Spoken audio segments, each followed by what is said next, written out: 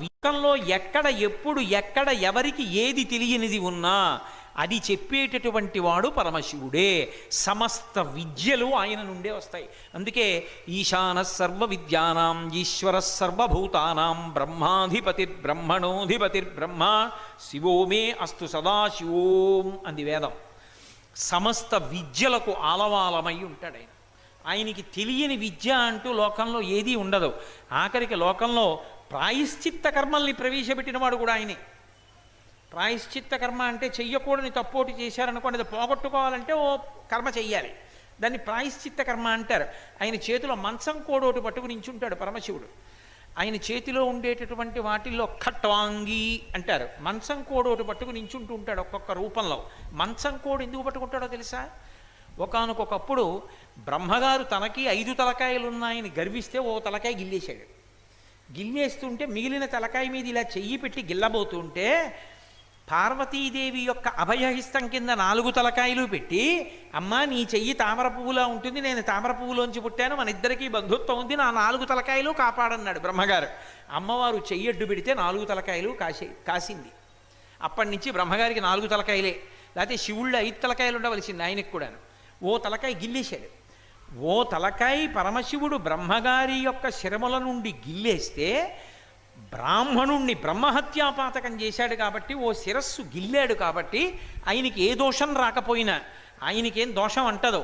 కానీ లోకం అటువంటి తప్పు పని చేస్తే ఎటువంటి ప్రాయశ్చిత్తం చేసుకోవాలో చెప్పడం కోసం ఒక చేతిలో మంచం కోడు పట్టుకుని ఎప్పుడూ శరీరాన్ని భూమి మీద పడుకోబెట్టకూడదంటే కూర్చోవడం కానీ పడుకోవడం కానీ చెయ్యకుండా 100 సంవత్సరముల పాటు భూమండలం అంతా తిరుగుతూ ఇళ్ల ముందు నిలబడి భవతి భిక్షాందేహి అని భిక్షాటన చేసి అన్నం తిని చేతిలో మంచం కోడు పట్టుకుని ఉండాలి. ఉంటే ఆ దోషం పోతుంది. తనకి ఏ దోషం రాదని తనకి తెలిసినా లోకం అలాంటి తప్పు చెయ్యకూడదని బ్రహ్మగారి 5వ తలకాయ గిల్లినందుకు కానీ చేతిలో మంచం కోడు పట్టుకు తిరిగాడు ఆయన. ప్రాయశ్చిత్త కర్మల నుండి సమస్త శాస్త్రములను సమస్త విద్యను ఈ లోకమునందు ప్రవర్తింపచేసినటువంటి వాడు పరమశివుడే. కాబట్టి అంతటి మహానుభావుడు కనుక ఆయన ఉపనిషత్తుల యొక్క చివరి భాగమునందు ప్రవర్తిస్తూ ఉంటాడు. అందుకే ఇప్పటికీ వ్యాకరణం నేర్చుకోవాలన్నా ఎక్కడ నేర్చుకోవాలి అంటే ఒక్క శివాలయంలోనే నేర్చుకోవాలి. వ్యాకరణం యథార్థానికి తరగతి గదిలో కూర్చోబెట్టి చెప్పేవారు కాదు పూర్వం. గురువుగారు మడి కట్టుకుని వచ్చి వ్యాకరణ మంటపం అని ఉండేది శివాలయంలో. కళ్యాణ మంటపం ఎలా ఉంటుందో అలా మంటపం కట్టేవారు. మంటపంలో గురువుగారు కూర్చుంటే శిష్యులందరూ కింద కూర్చునేవారు. గురువుగారు శివాలయంలో కూర్చుని వ్యాకరణ మంటపంలో వ్యాకరణం చెప్పేవారు. శివాలయంలోనే సమస్తమైనటువంటి విద్యలు ప్రదర్శింపబడుతుండేవి. అంతటి మహానుభావుడు. అందుకే ఆయన అనుగ్రహం కలిగితే ఏమవుతుంది అంటే జీర్ణమైపోయే లక్షణం పోతుంది. అంటే ఇక మళ్ళీ పుట్టవలసినటువంటి అవసరం ఉండదు. ఈసారి పుట్టాడు కాబట్టి శరీరానికి ఇదే చిట్ట చివరి చావు, ఇక మళ్ళీ పుట్టవలసిన అవసరం ఉండదు. ఇక పుట్టడు కాబట్టి చావు లేదు, శివుని యందు ఐక్యమవుతాడు. అటువంటి జ్ఞానమును ఇవ్వగలిగిన వాడెవరో వాడు వేదముల యొక్క చివరి భాగముల యందు ఉన్నటువంటి ఉపనిషత్తుల యందు విహారము చేస్తూ ఉంటాడు. అందుకని సకలాంనాయాంత సంచారిణే సాయం తాండవ సంభ్రమాయ. సాయంకాలం అయ్యేటప్పటికీ మంచి ఉత్సాహంగా బయలుదేరతాట. సంభ్రమాయ, ఇంకా ఎంత సంతోషంగా బయలుదేరతాడోట. దేనికి? తాండవ సంభ్రమాయ. తాండవం చేస్తాడు. ఆ తాండవం చెయ్యడం అంటే ప్రదోష వేళలో సాయం సూర్యాస్తమయం అవుతూ ఉంటుంది, చంద్రోదయం అవుతూ ఉంటుంది. ఈ రెండిటికి మధ్యలో ఎర్రటి కాంతి వస్తుంది. అప్పుడే యజ్ఞోపవీతం ఉన్న వాళ్ళందరూ అర్ఘ్యం విడిచిపెట్టాలి.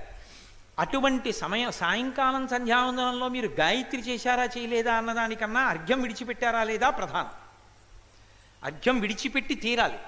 ఉపన్యాసానికి ఒక పావుగంట ఆలస్యమైనా పర్వాలేదు, కానీ అర్ఘ్యం విడిచిపెట్టకుండా వచ్చేయకూడదు. కాబట్టి అటువంటి మహానుభావుడైనటువంటి పరమేశ్వరుడు సాయం తాండవ సంభ్రమాయ, సాయంకాలం తాండవం చేయడంలో సంభ్రమాయ పరమ సంతోషంగా ఉంటాడు. ఆ సమయంలో దేవతలందరూ కైలాస పర్వతం మీదకి ఎడతారు. అందుకే సాయంకాలం వేళ శివాలయం తప్ప ఏ ఇతర దేవాలయాన్ని దర్శనం చెయ్యొద్దని చెప్తారు. ప్రదోష వేళలో దేవాలయాలకు వెళ్ళినా దేవతల యొక్క తేజస్సులన్నీ కూడా కైలాసాన్ని చేరుతాయి. ఒక్క శివాలయంలోనే ప్రదోష వేళలో దర్శనం. మళ్ళీ విష్ణు స్వరూపాలతో నరసింహస్వామి దేవాలయాన్ని ఎప్పుడైనా దర్శనం చేయొచ్చు. షట్కాలముల యందు శివదర్శనం ఉన్నట్టే షట్కాలముల యందు నరసింహస్వామి దర్శనం ఉంది. కాబట్టి సాయం తాండవ సంభ్రమ యజటిని, ఆయన తాండవం చేస్తుంటే దేవతలందరూ తలకొక వాద్యం రోగిస్తూ ఉంటారు. ఎవరూ ఖాళీగా కూర్చోరు. ఖాళీగా కూర్చునేటటువంటి వాళ్ళు ఇద్దరు ఉంటారు. ఒకడు పతంజలి, ఒకడు వ్యాఘ్రపాదుడు.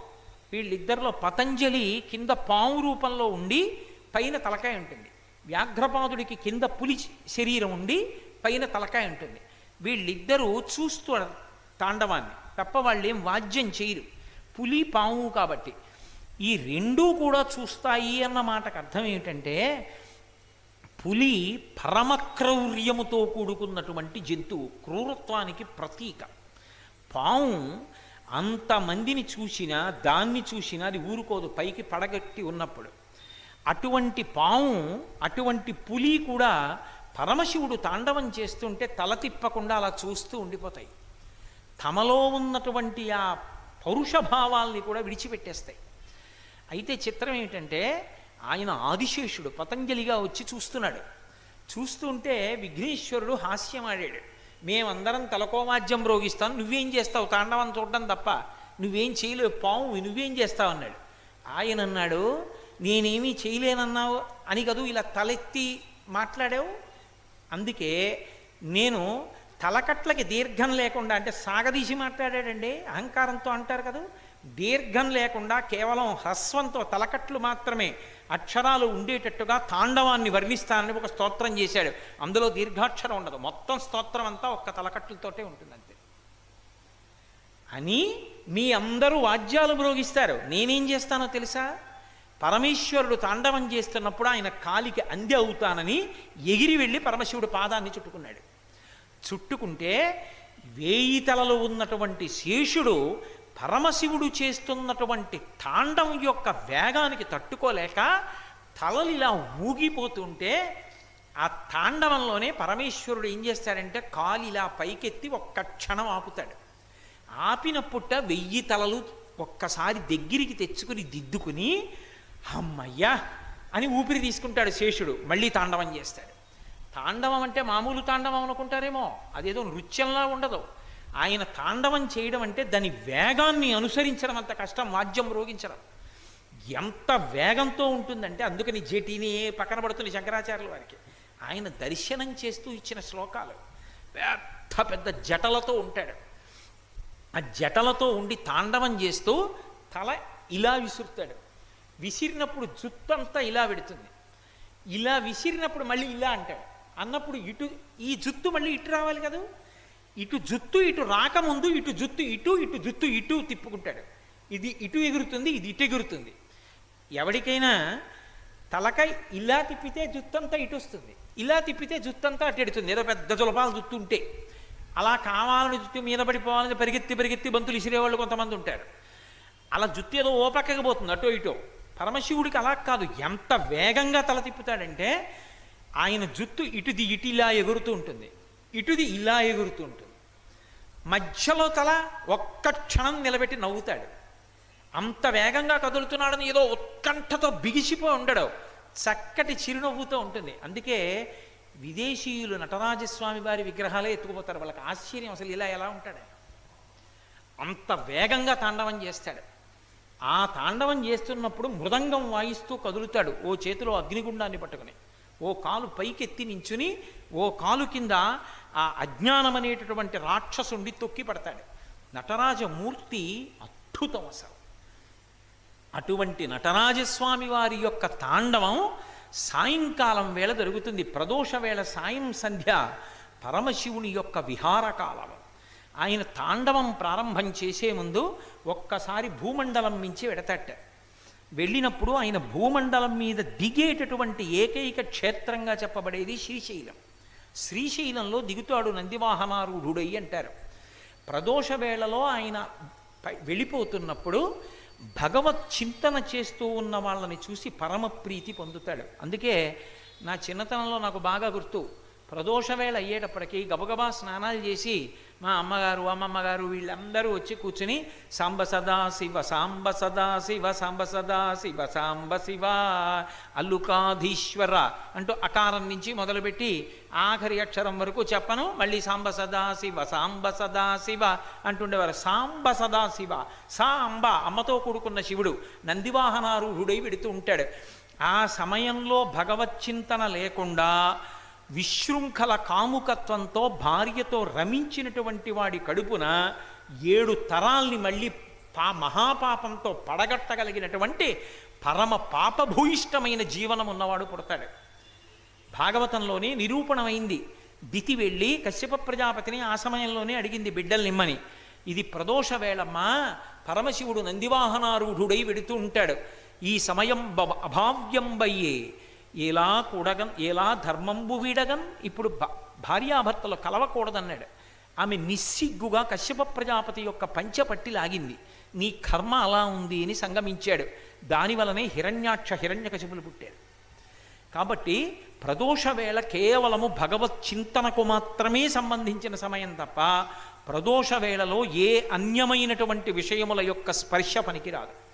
అందున చైత్రమాసంలో ప్రదోష వేళలో శివానందలహరి మొదలుపెట్టి చెప్పుకోవడం అంటే భగవంతుని యొక్క అనుగ్రహం చేత చెప్పుకుంటున్నాం, వింటున్నాం తప్ప ఆయన అనుగ్రహం లేకపోతే సంభవమా? కాబట్టి ఆయన అటువంటి అద్భుతమైనటువంటి తాండవం చేస్తాడు. ఆ తాండవాన్ని చూడాలని ముచ్చటపడిపోతారట అందరూ. జటాటవీ గలజ్జల ప్రవాహ పావితస్థలే కదంబలం గళేవలంబ్యలంబితం భుజంగతుంగమాలికాం ఢమఢమఢమఢమన్ నినాదవడ్డమర్వయం చకారచండ తాండవం తనోతు నశివ శివం జటాకటాహ సంభ్రమ భ్రమన్నిలింప నిర్ఝరీ విలోల వీచి వల్లరీ విరాజమానమూర్ధని ధగద్ధగద్ధగజ్వలల్లలాట పట్టపావకే కిశోర చంద్రశేఖరే రతి ప్రతిక్షణం మమ ధరాధరేంద్రనందినీ విలాసబంధు బంధురస్ఫురద్దిగంత సంతతి ప్రమోదమాన మానసే కృపాకటాక్షధోరణీ నిరుద్ధదుర్ధరాపది క్వచిద్దిగంబరే మనో వినోదమేతు వస్తుని సహస్రలోచన ప్రభృత్య శేషలేఖశేఖర ప్రసూనధూళిధోరణీ విధూసరంగ్రిపీఠభూ అని రావణాసురుడు ఆ తాండవాన్ని వర్ణిస్తూ అగర్వ సర్వమంగళా కళాకదంబ మంజరీ రసప్రవాహ మాధురీ విజృంభణా మధువ్రతం స్మరాంతకం పురాంతకం భవాంతకం మఖాంతకం గజాంధకాంతకాంతకం తమంతకాంతకం భజే కరాళపాల పట్టిక సహస్రలోచన ప్రభృత్యశేషలేఖశేఖర ప్రసూనధూళిధోరణి విధూసరాంగ్రిపీఠభూ భుజంగరాజమాలయ నిబద్ధజాటజూటక అని కుచాగ్రచిత్రపత్రక ప్రకల్పనైక శిల్పిని త్రిలోచనే మతిర్మమ వృషద్విచిత్రతల్పయోర్భుజంగముక్తికశ్రయో గరిష్టరత్నలోష్టయోత్సుహృద్విపక్షపక్షయో తృణారవిందచక్షుషో ప్రజామహీ మహేంద్రయో సమప్రవర్తయన్మనః కదా సదాశివం భజే కదా నిలింప నిర్ఝరీ నికుంజకోటరే వసన్ విముక్త దుర్మతి సదా శిరస్తమంజలిం వహన్ విముక్తలోలలోచనల్లలాటపాల లగ్నకశివేతి మంత్రముచ్చర సదా సుఖీ భవామ్యాం పూజావసాన సమయే దశవక్త్రగీతం యశంభుపూజన విధం పఠతి ప్రదోషే తస్య స్థిరాం రథ గజేంద్ర తురంగయుక్తాం లక్ష్మీం స్తథైవ సుముఖీం ప్రదదాతి శంభు అని చెప్పుకున్నాడు. ఆయన తాండవం చేస్తుంటే జటాకటాహ సంభ్రమ భ్రమన్ నిలింప నిర్ఝరీ విలోల వీచి వల్లరీ విరాజమానమూర్ధని ఆయన ఢమ ఢమ ఢమ ఢమ నినాద వడ్డమర్వయ ఢమ ఢమ ఢమ అని శబ్దం చేస్తూ ఢమరుకాన్ని మోగిస్తూ తాండవం చేస్తుంటే జటాజూటం అంతా కూడా ఒక బిందెలా నిలబడిపోతే అందులో ఉన్నటువంటి గంగ బయటికి రావడానికి చోటు లేక నెత్తి మీద నీళ్ల బిందె పెట్టుకుని తాండవం చేస్తుంటే నీరు ఎలా పైకి కనపడుతుందో అలా గంగ తుంపర్లుగా పైన పడుతూ ఉంటుందిట. మహారణ్యంలో ప్రవహిస్తున్నటువంటి గంగ ఎలా ప్రవహిస్తుందో కటిక చీకట్లో అలా ఆయన జుత్తు మధ్యలో ప్రవహిస్తున్నటువంటి గంగతో కలిసి సహస్రలోచన ప్రభృత్యశేషలేఖశేఖర ప్రసూనధూళిధోరణి విధూసరంగ్రిపీఠభూ భుజంగరాజమాలయ నిబద్ధజాటజూటక శ్రియైచరాయజాయితాం చకోరబంధుశేఖర. ఆయన తాండవం చేస్తూ ఉంటే ఒంటి మీద పెట్టుకున్నటువంటి పావులన్నీ జారిపోతూ ఒక్క క్షణం అలా నిలబడితే చాలు, మళ్ళీ మేము సర్దుకుంటామనికి అవి తత్తరబడిపోతుంటే, పావులు అస్తవ్యస్తంగా కదిలిపోతుంటే, కుచగ్ర చిత్రపత్రక ప్రకల్పనైక శిల్పిని త్రిలోచనే మతిర్మమ, ఆ పార్వతీదేవి ఆలింగనం చేసుకుని ఉన్నటువంటి వాడు పక్కన అమ్మవారు కూడా నాట్యం చేస్తుంటే, ఆ తాండవము లాస్యము ఏకకాలంలో జరుగుతుంటే, దేవతలందరూ అనేకమైనటువంటి వాద్యములను మ్రోగిస్తుంటే, సంధ్యాతాండవం చేస్తున్నటువంటి పరమశివుని యొక్క స్వరూపాన్ని, ఆ మూడు కన్నులున్న మహాదేవుణ్ణి కాశీపట్టణంలో గంగానది మధ్యలో ఉన్నటువంటి సైకతం మీద కూర్చుని నా రెండు చేతులు పైకెత్తి నమస్కారం చేస్తూ, ఒక్కసారి ఆ మూడు కుందలున్నవాణ్ణి నేను ఇక్కడ దర్శనం చేస్తూ ఆ తాండవాన్ని ఎప్పుడు చూస్తానో, ప్రదోష వేళలో ఈ శివతాండవ స్తోత్రాన్ని పూజ చేసి ఎవడు చదువుతున్నాడో వాడి ఇంట యశంభు పూజనమిదం పఠతి ప్రదోషే తస్య స్థిరాం రథ గజేంద్ర తురంగయుక్తాం, పెద్ద పెద్ద ఏనుగులు గుర్రాలు మొదలైనటువంటివి వీధిలో నిలబడి ఘీంకారం చేస్తూ ఉండగా అపారమైనటువంటి ఐశ్వర్యంతో తొలతూగేటటువంటి వాడవుతాడు ఈ తాండవ స్తోత్రం చదివినవాడు అన్నారు. అంత గొప్ప సంధ్యాతాండవం చేస్తుంటాడు ఆయన. అందుకే పరమశివుని యొక్క సంధ్యాతాండవానికి అంత శక్తి, అంత గొప్పదిగా చెప్పబడుతుంది. సంధ్యారంభ విజృంభితం శృతిశిరస్థానాంతరాధిష్ఠితం సప్రేమ భ్రమరాభిరామమసకృత్సద్వాసనాశోభితం భోగీంద్రాభరణం సమస్త సుమన పూజ్యం గుణావిష్కృతం సేవే శ్రీగిరి మల్లికార్జున మహాలింగం శివాలింగితం అంటారు శంకర్లు శివానందలహరిలోనే. సంధ్యాకాలమునందు విజృంభించి తాండవం చేస్తాడు. అటువంటి పరమేశ్వరుడు సాయం తాండవ సంభ్రమాయ జటినే, సాయం సమయంలో తాండవం చేస్తుంటాడు. మంచి ఉపకార గుణంతో సంతోషంతో ఉంటాడు ఆ సమయంలో. అసలు రహస్యం ఇంకొకటి ఉంది. సాయంకాలం అంటే పొద్దు వాలిపోయే వేళ అని గుర్తు. అందుకే శ్రీకాళహస్తిలో పశ్చిమాభిముఖుడై ఉంటాడు. శైవాగమంలో ఏ శివాలయం పశ్చిమాభిముఖం అవుతుందో ఆ శివాలయం చాలా ప్రసిద్ధమైన శివాలయం. పశ్చిమ దిక్కుని చూసిందనుకోండి శివలింగం, చాలా చాలా గొప్పది ఆ శివాలయం. సజ్జోజాత ముఖంతో ఉంది అని గుర్తు. సజ్జోజాత అఘోర తత్పురుష వామదేవ ఈశానములన 5 ముఖములు కదూ. అందులో పశ్చిమాభిముఖమైనటువంటి శివాలయం అంత గొప్పది. శ్రీకాళహస్తిలో ఉండేటటువంటి శివలింగం దగ్గరికి వెళ్ళి ఒక్కసారి నమస్కారం చేస్తే, సాయం తాండవ పొద్దు ఒరిగిపోతున్నప్పుడు, ఇక ప్రాణం మాటగా మారనప్పుడు, ఊపిరి అందక జీవుడు కొట్టుకుంటున్నప్పుడు కాళహస్తీశ్వరుడు ప్రత్యక్షమై ఆఖరి ఊపిరిని భగవన్నామంగా మార్చి, వీడు ఆఖరి ఊపిరిలో భగవన్నామం చెప్పాడని తరింపచేస్తాడట. అందుకే సాయం తాండవ పొద్దు వాలిపోతున్నప్పుడు ఉపకారం చెయ్యగలిగినటువంటి లక్షణం ఉన్నటువంటి వాడు. అందుకే తరించడం అనే దానికి అంత తేలిక మార్గాలు కల్పించినవాడు పరమేశ్వరుడు ఒక్కడు. ఆయన దగ్గరికి వెళ్ళి, అయ్యా మేము తరించాలి, మేము ఇన్నని చెయ్యగలం, మాకేమొచ్చు, ఏం చేస్తాం, తేలిక మార్గం చెప్పండి అన్నారు. దర్శనాదభ్ర సదసి, చిదంబరం వెళ్ళి దర్శనం చేయండి మోక్షం ఇస్తాను. చిదంబరం వెళ్ళి దర్శనం చేయడం అంటే సక్రమ దర్శనం చేయండి. చిదంబరం వెళ్ళి దర్శనం చేయడం అంత కష్టమా అండి? కష్టమే. మనందరం వెళ్ళి నించున్నాం అనుకోండి, ఒక కిటికీ దగ్గర నించోబెడతారు, తెర తీస్తారు, ఒక్కసారి అలా చూస్తాం, తెరేసేస్తారు, అయిపోయింది వెళ్ళిపోండి అంటారు. ఎదురుగుండా ఏముంటుంది, గోడ మీద మారేడు దళాలు ఉంటాయి, దండలు. అదేమిటండి అంతేనా అంటే, ఆకాశరూపమైనటువంటి పరమేశ్వరుడు అంతటా నిండిపోయిన వాడిని ఎలా చూపిస్తావు? ఓ గోడకి మారేడు దళాలు పెట్టి చూపిస్తారు. ఆ ఆకాశ తత్వాన్ని చూడగలిగిన వాడవైతే మోక్షం ఇస్తాడు. అయ్యి బాబో ఇంత తత్వాలు చూడడం ఇవన్నీ మాకెక్కడ వస్తాయి? ఇంకో మాట చెప్పండి. కాబట్టి ఒకవేళ నీకు అది రాకపోతే, దర్శనాదభ్ర సదసి జననాత్ కమలాలయే, తిరువారూరులో పుడితే మోక్షం ఇచ్చేస్తాను. తిరువారూరులోనే పుట్టారు త్యాగరాజస్వామి, శ్యామశాస్త్రి గారు, ముత్తుస్వామి దీక్షితారు వారు, ముగ్గురు తిరువారూరే. దానికి కమలాలయం అని పేరు. ఆ ఊళ్ళో పుడితే మోక్షం ఇస్తా. అయ్యా నా చేతిలో ఉందా పుట్టడం, మా అమ్మ ఎక్కడ ఉంటుందో ఆ సమయానికి, లోపల ఉన్న నేను ఎలా చెప్తా? అమ్మ తిరువారూరు వెళ్ళి ఉండమ్మా అని నేను చెప్తానా? ఎలా కుదురుతుంది? ఇంకొక మాట చెప్పండి. పోన్లే, పుట్టేటప్పుడు మీ అమ్మ కడుపులో ఉన్నావు, అన్ని కర్తవ్యాలు పూర్తి అయిపోయిన తర్వాత కాశీ వెళ్ళి ఉండడానికి నీకేమిటి అభ్యంతరం? అందుకని దర్శనాదభ్రసరసీ జననాత్ కమలాలయే కాశ్యాంతు మరణాన్ముక్తి, కాశీలో చచ్చిపోతే మోక్షం ఇచ్చేస్తా. ప్రాణం పోయేటప్పుడు కుడి చెవి దగ్గరికి వచ్చి నేనే తారకం ఉపదేశం చేస్తాను, సరేనా? కాబట్టి కాశీ వెళ్ళిపో. అయ్యా కాశీ వెళ్ళిపోవడానికి కొడుకు హైదరాబాద్లో ఉన్నాడు, కూతురు హైదరాబాద్లో ఉంది, మనవాళ్ళు ఉన్నారు, కాశీ వెళ్ళిపోయి ఉండిపోమ్మంటే ఎక్కడ వెళ్ళిపోతానండి? ఉండిపోగలనా? అలా కుదురుతుందా?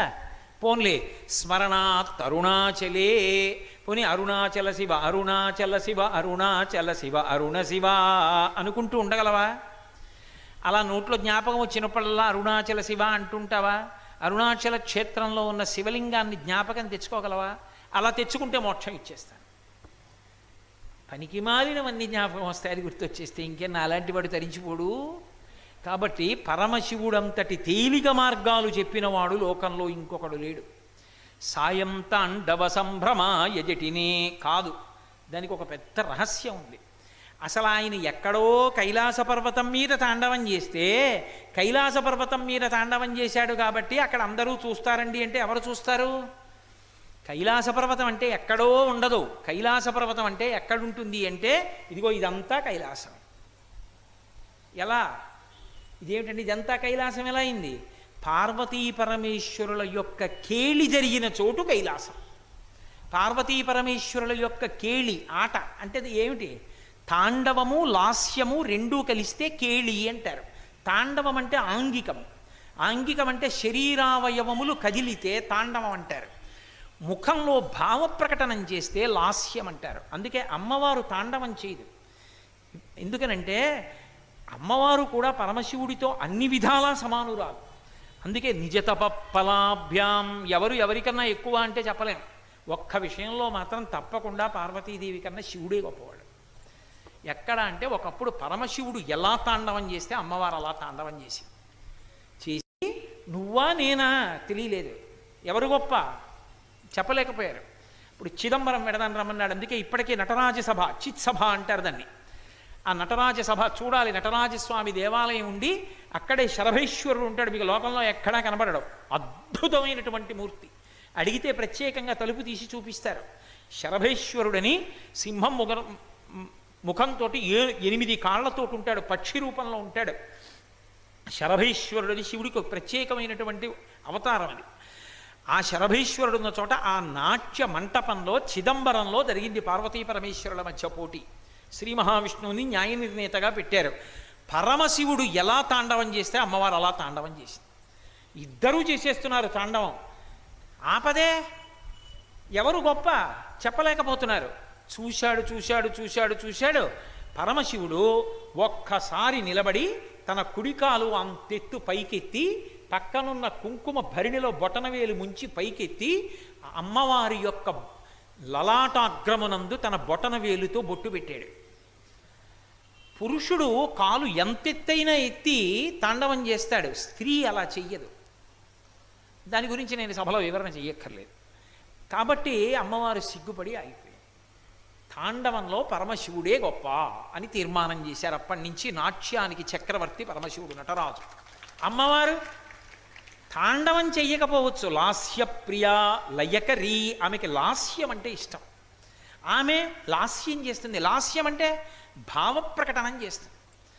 అంతా కైలాసం అని నేను ఎందుకన్నానో తెలుసా? ఇప్పుడు నేను ఉపన్యాసం చెప్తున్నాను. అంతా అన్నప్పుడు చెయ్యిలా తిప్పాను, అంతా అన్నప్పుడు ఇదంతా అని చూపించడానికి ఒకసారి చెయ్యిలా తిప్పితే ఆంగికం, చెయ్యి కదిపాను, తాండవం. ఇప్పుడు అంతా అన్నప్పుడు నా చెయ్యిలా కదిలింది, శివుడు తాండవ రూపంలో చేతిని కదిపాడు. అంతా అన్నప్పుడు కళ్ళు పెద్దవి చేసి ఇలా చూశాను, లాస్యం, ముఖంలో భావం ప్రకటనమైంది. ఈ భావ ప్రకటనం లాస్యం. ఇలా అన్నప్పుడు చెయ్యి కదపడం తాండవం. తాండవం లాస్యం రెండు కలిస్తే పార్వతీ పరమేశ్వరుల కేళి. ఎక్కడుంది కైలాసం? ఇక్కడే ఉంది కైలాసం. ఎక్కడుంది కైలాసం? ఇదంతా కైలాసం. ఎంత కైలాసం కనబడుతుందంటే ఒకడు వెళ్ళిపోతూ ఉంటాడు, మంచి కోపంతో ఊగిపోతూ ఇలా చూపించి కోపంతో ప్రశాంతంగా ఇలా నిలబడి మాట్లాడతాడా? కోపంతో ఉండి ఊగిపోతూ ఉంటాడు, అప్పుడు అదొక ఆంగికం తాండవం. ముఖం ఎర్రపడిపోయి కళ్ళింత పెద్దవి చేసేస్తాడు, లాస్యం. అది చూస్తున్నప్పుడు మిగిలిన వాళ్ళు కూడా భయంగా చూస్తుంటారు, లాస్యం. మీరు నన్ను ప్రశ్న అడగచ్చు, బాగుంది కానండి, ఒక నది పర్వతం మించి పడితే తాండవమా లాస్యమా? మరి పర్వతం పైనుంచి కింద పడుతోందిగా, కదలిక ఉందిగా, అప్పుడు తాండవం ఉందా లాస్యం ఉందా? అందులో ఏది ఉందని చెప్పాలి? రెండూ కలిసి ఎలా ఉంటాయి అంటే, నీ కళ్ళకి గంతలు కట్టి అకస్మాత్తుగా జలపాతం దగ్గరికి తీసుకెళ్ళి కళ్ళుకి గంతలు విప్పి అదిగో చూడు జలపాతం అంటే, అబ్బా అంటావే, అప్పుడు నీ రెండు చేతులను కదిపి నీ కళ్ళు పెద్దవి చేసిన తాండవలాస్యములకు కారణము జలపాతము కాబట్టి జలపాతమునందు లాస్య తాండవములు ఉన్నాయి. కాబట్టి లాస్య తాండవములు లేనిది ఉండదు, అన్నిటి యందు లాస్య తాండవములు ఉంటాయి. అదే కైలాసం. కాబట్టి ఇదంతా కైలాసమే, పార్వతీ పరమేశ్వరుల యొక్క కేళీ విలాసమే. కాబట్టి సంధ్య యందు తాండవం చేస్తుంటాడు ఆయన. సంధ్య అన్న మాటకు అసలు అర్థం ఏమిటో తెలుసా? ఏ రెండిటికి మధ్యనున్న సంధ్య. చీకటి పోయి వెలుతురు వస్తోంది, సూర్యోదయం అవుతోంది, సంధ్య. సూర్యుడు నడినెట్టి మీదకి వస్తున్నాడు, సంధ్య. సాయంకాలం అయింది, పగలు పోయి రాత్రి వస్తోంది, సంధ్య. ఇవన్నీ సంధ్యలు. ఏ మార్పు లేకుండా కటిక చీకటిగా ఉన్నప్పుడు అర్ధరాత్రి 12 గంటల వేళ ఏదో అయిందని చెప్పుకోవడం ఈ దేశ సంప్రదాయం కాదు. సంధ్య అంటే పొద్దున్న ఉదయం అన్నా అవ్వాలి, మధ్యాహ్నం అన్నా అవ్వాలి, సాయంకాలం అన్నా అవ్వాలి. అంతేగాని అర్ధరాత్రి సంబరాలు చేసుకోవడం ఈ దేశంలో ఉండదు. ఎందుకు ఉండదు అంటే అర్ధరాత్రిని బట్టి సంవత్సరం వచ్చిందని ఇలాంటి పిచ్చి మాటలు మాట్లాడరు. పొద్దున చేసుకుంటారు ఉగాది, అంతేగాని అర్థం బద్ధం లేకుండా అర్ధరాత్రి సంవత్సరాలు మారాయని వెర్రికేకలు వేయడం ఈ దేశంలో లేదు. ఎందుకు లేదు అంటే దానికి వెనక సనాతనమైనటువంటి జ్యోతిష శాస్త్రము, పంచాంగము ఉన్నాయి. దాన్ని బట్టి గ్రహాల యొక్క కదలికల్ని బట్టి సంవత్సరాన్ని నిర్ణయిస్తారు తప్ప అర్థం బద్ధం లేకుండా చేయడం ఇక్కడ ఉండదు. కాబట్టి ఆ సంధ్య అన్న మాటకు అర్థం ఏమిటంటే ఈ రెండిటి మధ్యలో ఆయన విజృంభిస్తూ ఉంటాడు. ఇప్పుడు చూడండి, నేను మీతో ఒక ఉపన్యాసం చెప్తూ ఒక వాక్యం పూర్తి చేస్తాను. ఆ వాక్యం పూర్తి చేసినప్పుడు నేను పీల్చినటువంటి ఊపిరి పూర్తి అయిపోతుంది. ఊపిరి లోపలికి తీస్తే కదా నేను మాట్లాడడం. ఊపిరి తీస్తూ మాట్లాడలేను, లోపల వాయువు లేకుండా మాట్లాడలేను అని ఊపిరి పీల్చి ఆ లోపల ఉన్న ఊపిరిని విడిచిపెట్టేటప్పుడు ఊపిరిని వాక్కుగా మార్చి మాట్లాడతాను. మాట్లాడేటప్పుడు ఊపిరి అయిపోయినప్పుడు ఒక్క క్షణం ఆపుతాను అని మళ్ళీ పీల్చుకుంటాను. అప్పుడు నిశ్శబ్దం ఉంటుంది ఆ పీల్చుకున్నప్పుడు. కానీ ఈ రెండు వాక్యాల మధ్యలో లోపల శివుడు తాండవం చేస్తూ ఉంటాడు. తరువాత ఇది చెప్పాలి, ఇది చెప్పాలి, ఇది చెప్పాలి, జ్ఞాపకం తీసుకొస్తూ దీన్ని చెప్పు, దీన్ని చెప్పు, దీన్ని చెప్పిన వాక్యాలుగా మార్చి ఊపిరిని అందిస్తూ ఉంటాడు. లోపల ఆయన విజృంభించి తాండవం చేస్తున్నాడు కాబట్టి వాక్యాలు వస్తున్నాయి, లేకపోతే ఎక్కడి నుంచి వస్తాయి? కాబట్టి సంధ్యయందు తాండవం అన్న మాటకు అర్థం అది. ఆ రెండు సంకల్పముల మధ్య, రెండు మాటల మధ్య, రెండు వాక్యముల మధ్య, రెండు ఊపిరిల మధ్య, ప్రతి దాని మధ్యలో ఉండి విజృంభింపచేస్తూ ఉంటాడు కాబట్టి ఆయన సంధ్యాతాండవం